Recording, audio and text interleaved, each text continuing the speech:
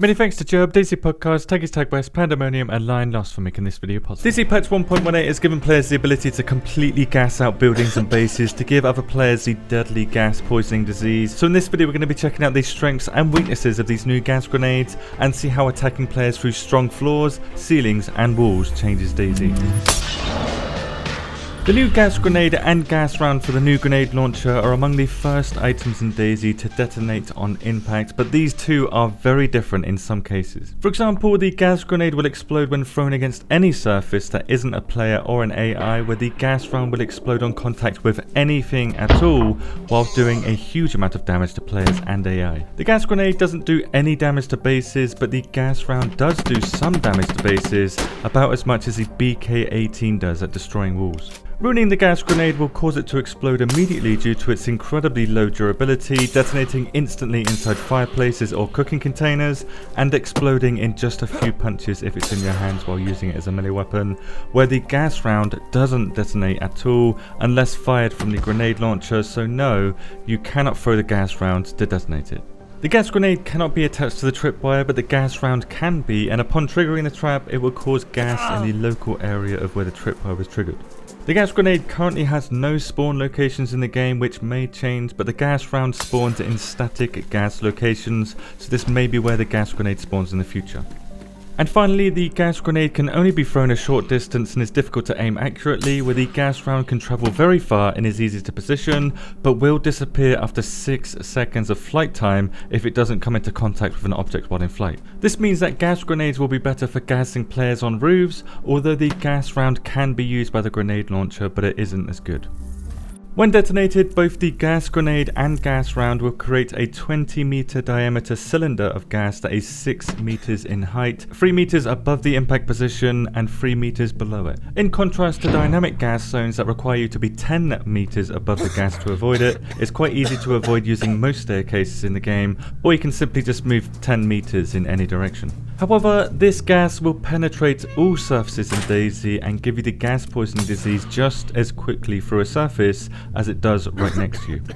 The strength of this gas is just as strong as static or dynamic gas zones, killing you in 2.5 minutes if you are wearing a gas mask with a filter, or if you don't have any protection at all, you will die in 1.5 minutes while in gas. Again, in contrast to dynamic gas zones, which last 35 minutes in total, the gas from a grenade or a gas round will only last 6 minutes. This is just enough time for the improvised filter to last long enough to get you through waiting for the gas cloud to disappear, 6 minutes, which if you repair every single bleed while you're in it, you can survive. A bleed will happen every 15 seconds while you're in gas if you have no NBC gear equipped, so to survive a duration of 6 minutes with just a gas mask in the gas, you will need 6 full stacks of bandages, 4 full stacks of rags, or 5 full sewing kits. Alternatively, you can just run up a staircase or 10 meters in any direction to safety, but if you have no choice, you can potentially survive if you have the resources. If you do get the gas poisoning disease, you can cure yourself with a PO-X injector commonly found on NBC infected inside static gas zones.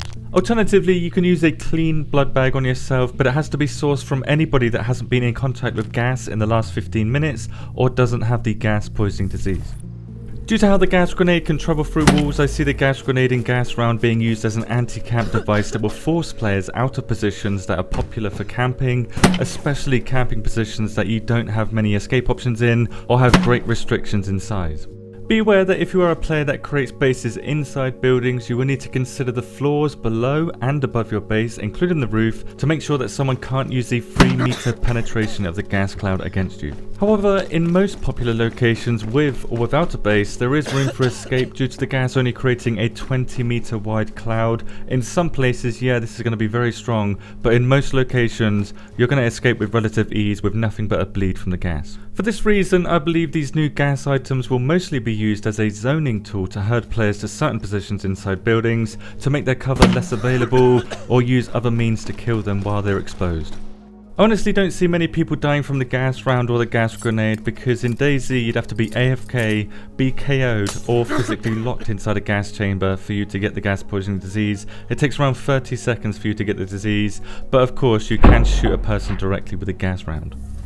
With the addition of the impact grenade comes a lot of questions from the community, so I went ahead and answered the ones that I could at the moment. The gas from any type of gas doesn't cause any damage to bases, but it does drain the health of AI until they die. Multiple gas clouds stacked on top of each other don't inflict gas poisoning faster, and nor does it make you bleed more frequently. Both types of gas explosives can be attached to and detonated by the IED, but cannot be detonated inside other inventories such as the protector case, tent, your own inventory, or vehicles. Having the gas explosive inside a vehicle and crashing that vehicle very hard doesn't damage them, nor does trying to run them over, it doesn't cause them to explode, and vehicles also don't protect you from gas at all.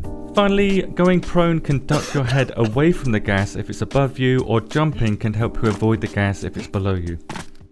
Now I'd like to get your views on the introduction of these new gas explosives. Do you believe that they're a good addition to the game? And now that you know all of this information, are there any features you believe should be changed or removed?